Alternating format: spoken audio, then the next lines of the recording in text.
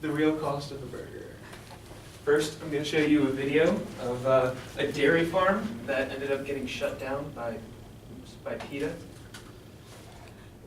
Okay. Just cut and paste it into, but hit escape. Go back to that second slide. Copy it. Yep.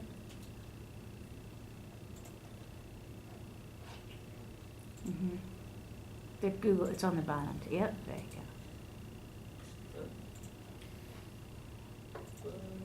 You made chili, it's all fine. So we're the real cost, there it is. Copy it again. Double click in the text box inventory. I'm just gonna stop the timer for now. Yeah, do that, let it go. Oh, that's great. Copy, There we that go. should do it, yep. There we go, perfect. Ready? Oh, I didn't stop it. Oh boy. In this eyewitness footage, cows, whose sensitive noses can smell odors up to 6 miles away, are made to trudge through deep manure. The cows cannot escape swarms of flies. They are forced to stand in their own urine and feces while eating or trying to rest. Can you imagine having to do this? The dairy factory's manure was not cleared out for so long that it hardened. Feces and urine coat the animal's legs and splash onto their udders just moments before they are milked. Here you can see the untreated, overgrown right hoof of a cow identified only as 2 by a tag on her ear. A thick layer of feces is caked on her legs. Here she hobbles out of the milking parlor. Putting weight on her overgrown hoof causes her severe pain. This is also cow 2, as she stands in the milking parlor. She is emaciated and her bones stick out sharply. These cows, who are forcibly impregnated, use up a huge amount of energy to produce milk for human consumption. Cows denied proper nutrition and care can quickly become emaciated. This is cow 188, who is little more than a skeleton. Here, cow 6 bleeds from the nose, attracting more flies. At night, cows have no grass, straw, or bedding to lie down on to get out of the feces and urine, and they can't even rest because flies keep biting them. Put yourself in their place. If you don't want to support the dairy industry's cruelty to cows, please go vegan.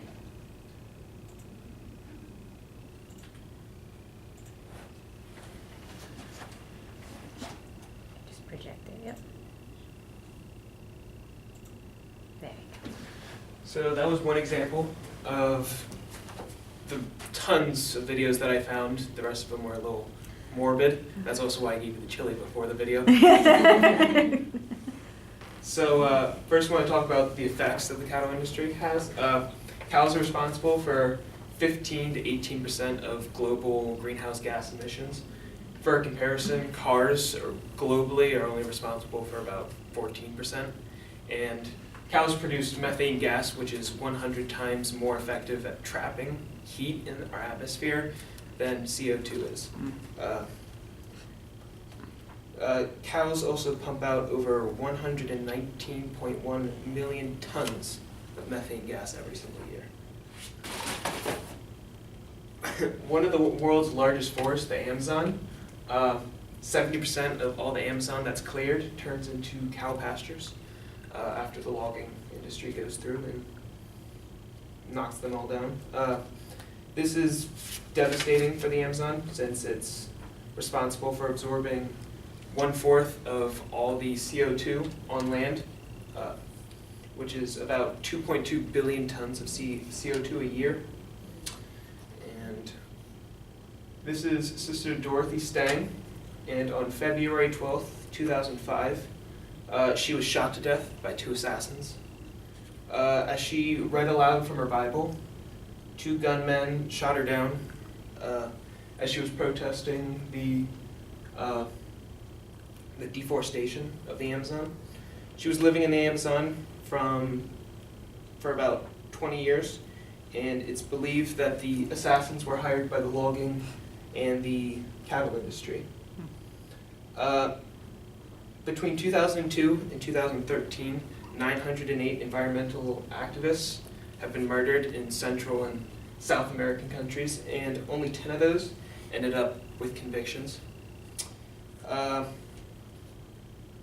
Sister Dorothy Stang is just one of the hundreds of examples of murders that have happened. A year later, there were 2 brothers that were brutally beaten with bats in their own home. Next, I want to talk about the solutions. About 75% of the class says they eat beef 3 to 5 times a week. Just being able to reduce that to 1 to 2 times a week would make a global impact for everyone. Eating local produce, I put Wybrook Farms in parentheses. It's a local dairy/meat farm. They have all grass-fed beef, which having grass-fed beef is a lot more important because grain-fed beef, it's not cow's natural what they're supposed to be eating, so it just produces less methane gas when they're grass-fed. Like I said, reducing the amount of beef we eat, and try eating beef substitutes, so there's a lot of vegan products out there, but the one that I want to talk about in particular is actually meant for people that are more familiar with eating meat. It's called the Impossible Burger. 90% of the class hadn't even heard of the Impossible Burger, and no one in the class had ever eaten it. It's made out of wheat proteins and potato proteins. That gives it the familiar texture and taste that we're all familiar with. Vitamins, amino acids, and different sugars are for the flavor aspect of it. The coconut oil and the soybean, that's to get the fat content in there. And the most important part, which what actually makes it taste like meat, is heme.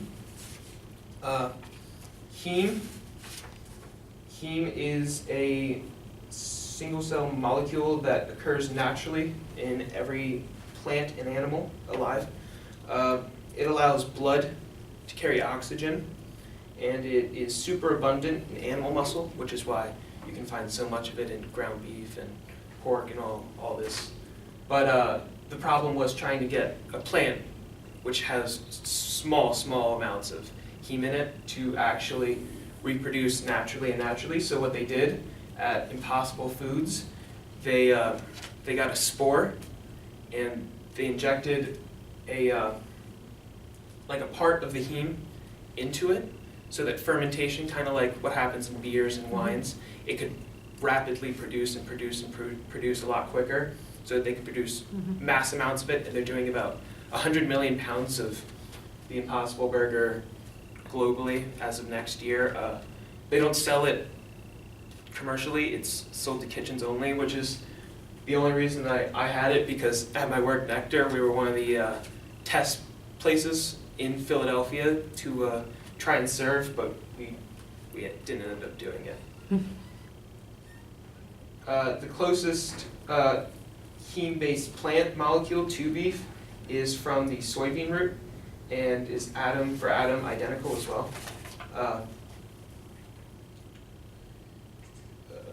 My personal experience, I only eat beef once, twice a month sometimes, and it's always grass-fed beef. Wybrook Farms is usually where I get most of my meat from.